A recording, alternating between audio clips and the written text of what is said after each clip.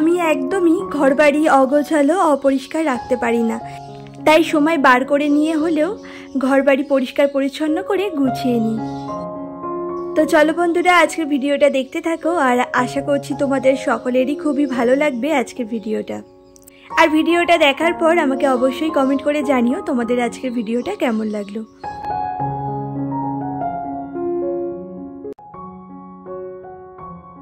রাধে রাধে বন্ধুরা, সুপ্রভাত সকলকে। কেমন আছো তোমরা সবাই? আশা করছি সবাই খুব ভালো আছো। আর আজ যে ভিডিওটা তোমরা দেখতে পাচ্ছ এটা হচ্ছে শনিবারের ভিডিও, তবে আমি তোমাদের সাথে রবিবারের ভিডিওটাই শেয়ার করতে চলেছি।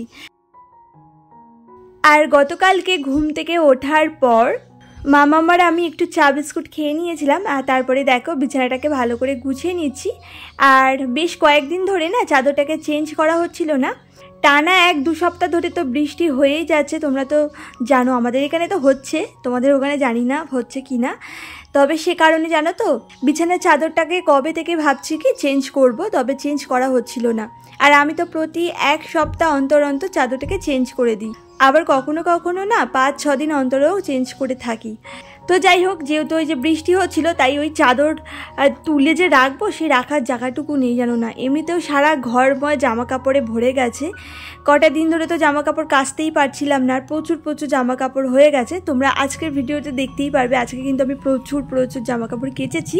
তাছাড়া আরও জামা কাপড় আছে, সেগুলোকে রেখে দিয়েছি, আবার পরের দিন কাচবো। সে কারণে, কারণ ছাদে তো আর সেরকম জায়গাই নেই মেলার, তো যতটা জায়গা আছে মানে এখানে ওখানে যা পেরেছি মেলে দিয়েছি আর কি।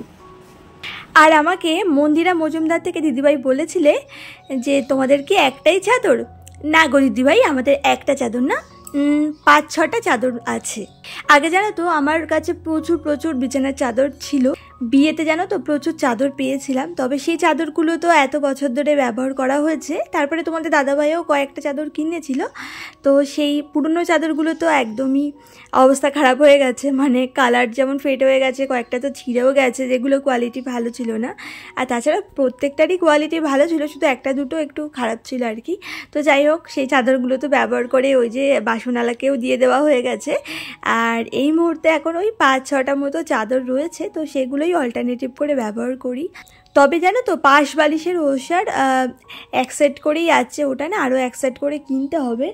5-6টার মতো যে চাদর আছে বললাম না, তো ওই 5-6টা চাদরের মধ্যে 2টো চাদর না ওই বালিশের কভার সেট আছে, আর তাছাড়া বাদ বাকি চাদরগুলো না সিঙ্গেল চাদর কেনা হয়েছিল, তো সেগুলোর বালিশের কভার নেই। তো ওই 2 সেট মতো বালিশের কভার আছে, আর ওই 1 সেট মতো কিন্তু ওই পাশ বালিশের কভারগুলো আছে। তো পাশ বালিশের কভার আরও কয়েকটা কিনতে হবে, নইলে খুব অসুবিধা হয়, নইলে ওই যে কেচে টেচে না আবার ওইগুলোই পরাতে হয় পাশ বালিশগুলোতে। আর মাথার বালিশে কোনো অসুবিধা হয় না, কারণ ওই 2-3 সেট মতো রয়েছে, তো অল্টারনেটিভ করে আমি পরাই। তো যাই হোক, তোমাদের সাথে কথা বলতে বলতে এদিকে দেখো রান্নাঘরে চলে এসেছি। এসে আগে বাসন টাসন গুছিয়ে নিয়ে এদিকে দেখো রান্নাটা টুকটাক বসিয়েছি। কৃষ্ণা লাইফস্টাইল থেকে দিদিভাই বলেছিলে কেমন আছো দিদিভাই? ভালো আছি গো, তুমি কেমন আছো আমাকে অবশ্যই কমেন্ট করে জানিও। আর পূজা লাইফস্টাইল থেকে দিদিভাই বলেছিলে ভিডিওটা খুব সুন্দর হয়েছে। থ্যাংক ইউ গো এত সুন্দর করে কমেন্ট করার জন্য আর আমার পাশে থাকার জন্য। এইভাবেই আমার পাশে থেকো গো।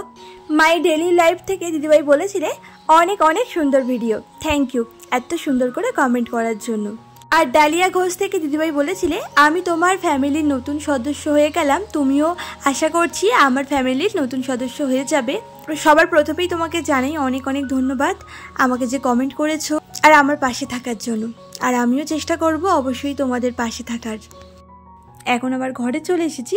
তো ঘরে এসে এইদিকে মামাম তো ঘুম থেকে উঠে একটু পড়াশোনা করছিল, আর বিছানা দেখতেই পাচ্ছ তোলা আছে মোটামুটিভাবে। তোমাদের দাদাভাই কিন্তু তুলেছিল আজকে বিছানাটা, মানে ও লাস্টে উঠেছে, আমি অনেকক্ষণ ধরে ওকে ডেকেছিলাম যে ওঠো বিছানাটাকে গুছিয়ে তারপরে আমি রান্নাঘরে যাব।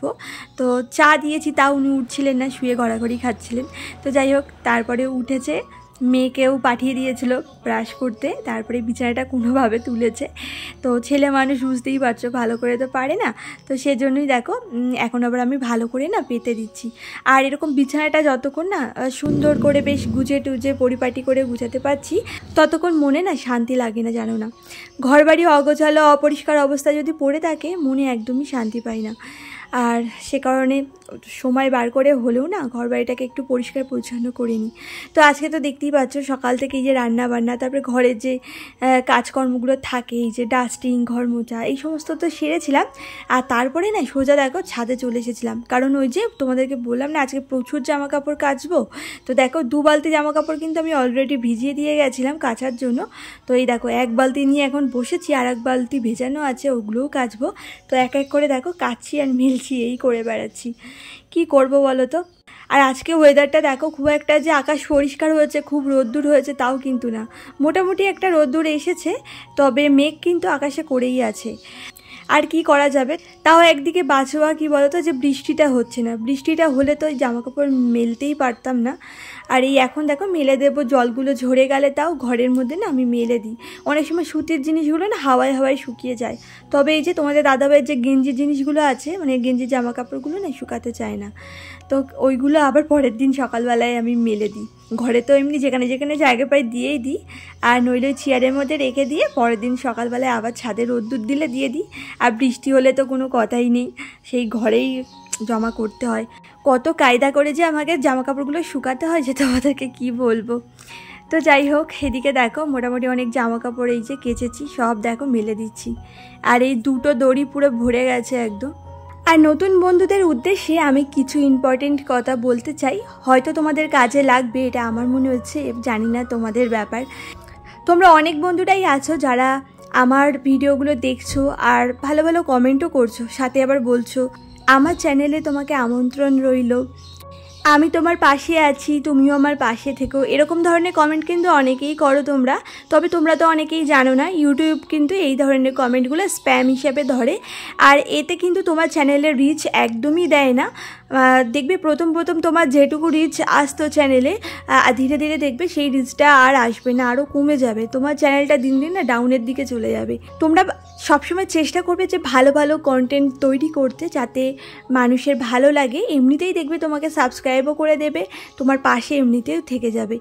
আমার চ্যানেলে তোমরা যে কটা সাবস্ক্রাইবার দেখছো বা যতটুকুই আমার ওয়াচ টাইম এখনও পর্যন্ত পূর্ণ হয়েছে, তো সবটাই কিন্তু নিজে থেকেই হয়েছে। আমি কিন্তু কোনো দিনই কারো চ্যানেলে গিয়ে এই ধরনের কমেন্ট করি না। আর আমার তো আগেও একটা চ্যানেল ছিল, তাই কিন্তু আমি খুব ভালো করেই বুঝে গেছি ব্যাপারটা, আর সেজন্য কিন্তু আমি কাউকেই কমেন্ট করি না। তবে তোমরা অনেকেই বলেছো তোমাদেরকে সাপোর্ট করতে, আমি অবশ্যই কিন্তু তোমাদেরকে সাপোর্ট করি। তবে জানো তো, এই চ্যানেলের আইডি থেকে তো একদমই তোমাদের ভিডিওগুলো দেখি না, অন্য কোনো আইডি থেকে দেখি, আমার আরও একটা আইডি আছে, তো সেখান থেকে দেখি। তো কখনো কখনো তো তোমাদেরকে কমেন্ট করে দিই, কখনো কখনো আবার করা হয় না, তো এরকমই চলে আর কি। তবে এই চ্যানেল থেকে আমি কোনো ধরনের কাউকে কমেন্ট করতে চাই না, তবে 2-1জনকে কিন্তু কমেন্ট করি, যেগুলো না ওই যে ইউটিউব হোম পেজে যেগুলো আসে যে ভিডিওগুলো, সেগুলোতে আমি কমেন্ট করি, কারণ সেগুলোতে কমেন্ট করলে কোনো রকম ক্ষতি হয় না, কারণ সেগুলো তো ইউটিউব পাঠিয়েছে, সেগুলো তো আমি সার্চ করে দেখিনি, তাই অন্য কারো চ্যানেলেও কোনো অসুবিধা হয় না, আর আমার চ্যানেলেও কোনো রকম অসুবিধা হয় না। তো যাই হোক, এই দিকে দেখো আমি কিন্তু স্নান করেও চলে এসেছি, কারণ সকাল থেকে এতটা পরিমাণে গরম লাগছিল, তার উপরে জামা কাপড় তো পুরো ভিজে গেছিলো, ওই যে ছাদে জামা কাপড় কেচেছিলাম পরে, তো নিচে এসে বাদবাকি কাজটা কমপ্লিট করে দেখো স্নান করে, তাই এখন আবার লেগে পড়েছে ঘরের কাজে। আর আমি একদমই জানো তো ঘর বাড়ি অগোছালো অপরিষ্কার রাখতে পারি না, কেমন যেন একটা লাগে আমার কাছে। তো ওই জন্য দেখো স্নান করে হলেও আমি কিন্তু এই কাজকর্মগুলো করছি। আমি কিন্তু ভেবেছিলাম যে স্নান করার আগেই এই কাজকর্মগুলো সেরে তারপরে স্নান করব, তবে ওই যে জামা কাপড়টা যেহেতু ভিজে গেছিলো সেজন্য তো স্নান করতেই হলো, আর এমনিতেও খুব গরমও লাগছিলো। তো যাই হোক, এগুলোতে তো সেরকম একটা ধুলোবালি হয়নি, তো ভাবলাম এগুলো একটু ক্লিন করেই নিই। আজকে তো ভেবেছিলাম যে ফ্যানটাকেও পরিষ্কার করব, তারপরে শোকেসের উপরটা পরিষ্কার করব, তবে ওই যে স্নান করে ফেলেছি বলে সেগুলো আর করছি না।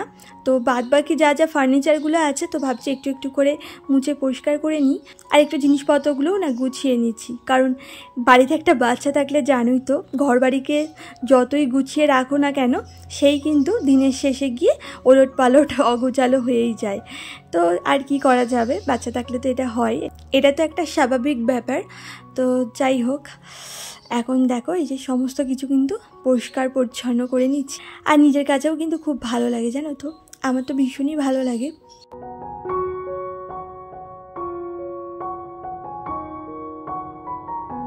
সিম্পল লাইফ উইথ জলি থেকে দিদিভাই বলেছিলে, পাশে আছি, পাশে থেকো বন্ধু। অবশ্যই চেষ্টা করব দিদিভাই পাশে থাকার। আর বোল্ড বাউন্ডলেস লাইফস্টাইল থেকে দিদিভাই বলেছিলে আমি তো খিচুড়ি বানিয়েছি। হ্যাঁ গো দিদিভাই, আমিও জানো তো খিচুড়ি বানিয়েছিলাম। আর এই বৃষ্টির মধ্যে দেখবে খিচুড়ি খেতে কিন্তু বেশ ভালোই লাগে। আর আমার মামামের তো ভীষণই পছন্দ খিচুড়ি। আর সেটা যদি নিরামিষ দিনে হয় তাহলে তো কোনো কথাই না, কারণ নিরামিষ দিনে না ও তরি তরকারি তো সেরকম একটা খায় না, তো খিচুড়িটা করলে না ভালো খাই দেখেছি। মোটামুটি ঘরে যত জিনিস আছে মুছলাম, মানে ভালো করে পরিষ্কার করেছি। তবে এখনও অনেক কিছু বাকি আছে, যেমন আজকে খাটটা পরিষ্কার করিনি, তারপরে তোমার ফ্যানটা ভাবছিলাম পরিষ্কার করবো, সেটা করা হলো না। যেহেতু স্নান করে ফেলেছি, তো স্নান করে এই সমস্ততে আর হাত দিলাম না, কারণ আবার ধুলো ধুলো হয়ে গেছে। তো এমনিতেও তো 2-1 দিন ছাড়া ছাড়াই আমি সব কিছু পরিষ্কার করি, তবে এই 2-1 দিন আগে কিন্তু আমি করিনি, মানে 4-5 দিনই হয়ে গেছে এই ঘরের সমস্ত জিনিসগুলো পরিষ্কার করা হচ্ছিল না। আর কয়েকটা দিন ধরে যা বৃষ্টি বাদল, মানে আমাদের রান্নাঘরটা যেহেতু বাইরে, বারবারে ওই কাদা পেরিয়ে পেরিয়ে যাতায়াত, মানে ঘরের মধ্যে এক গাদা জামা কাপড় জমে গেছিলো। কয়েকদিন ধরে তো জামা কাপড় ধুতে পারছিলাম না। আর তোমাদের দাদাভাই কাজে যেত, তো প্রতিদিনই ভিজে ভিজে বাড়ি আসছিলো, যে জামা কাপড়গুলো যে মেলবো সেই জায়গাটুকুও ছিল না। তো আর কী করা যাবে। তো আজকে তো অনেক জামা কাপড় কেচেছি, তোমরা তো দেখেইছো, প্রচুর জামা কাপড় কেচেছি। আর পুরো তো ভিজেই গেছিলাম, ওই জন্য স্নানটা সেরে ফেলেছি। ভেবেছিলাম কি জামা কাপড়টা কেচে এসে তারপরে ঘর দরগুলো পরিষ্কার করে স্নান করব, তো সেটা তো আর হলো না, কারণ ওই জামা কাপড় এত ছিল তো সব কেচে মেলতে মেলতে সব ভিজে গেছিলাম, পুরো জামা কাপড় ভিজে গেছে। আর তাড়াতাড়ি করে কাচলাম কেন বলো তো, নইলেই যদি আবার বৃষ্টি আসে, আর সেজন্যই তাই তাড়াতাড়ি করে কেচে মেলে দিয়েছি। এখন তো ওয়েদারটা ভালোই আছে, মেঘ মেঘ ভাব তো আছে, তাও রোদ্দুর হালকা হালকা উঠেছে, তো বৃষ্টির দেখা নেই এখনও পর্যন্ত, তবে বৃষ্টি হতে পারে, মেঘ যেহেতু আকাশে আছে, তো ওই জন্যই মেলে দিলাম। তো শুকিয়ে গেলেই বাঁচি, নইলে না এখনও কত আছে জানো না জামা কাপড়, সেগুলো আবার কালকে কাচবো। আর তোমাদেরকে একটা হাসির জিনিস দেখাই, এই দেখো জানলার উপরে আমি নাইটি মেলে দিয়েছি। আর এই দিকে দেখো মামামের একটা জামা মেলেছি, এই যে এখানটায় বই টই রাখে তার ব্যাগের উপরে মেলেছি। আর এইদিকে চেয়ারে যে জামা কাপড়গুলো দেখছি এগুলো কিন্তু ভেজা, শোকায়নি, হালকা হালকা ভেজা আছে, ওগুলো ভাঁজ করে রেখেছি, কারণ এই অগোছালো অবস্থায় রাখলে দেখতেও ভালো লাগবে না ঘরে। আর এই যে শাশুড়ি মায়েদের ঘরে কিন্তু কয়েকটা জামা কাপড় মেলে দিয়েছি, দড়ি টানানো ছিল এখানে, আর সাথে দরজার উপরে যেখানে পর্দা লাগানো হয় না সেই জায়গাতেও মেলেছি। চলো বন্ধুরা, আজকে ভিডিওটা এই পর্যন্তই।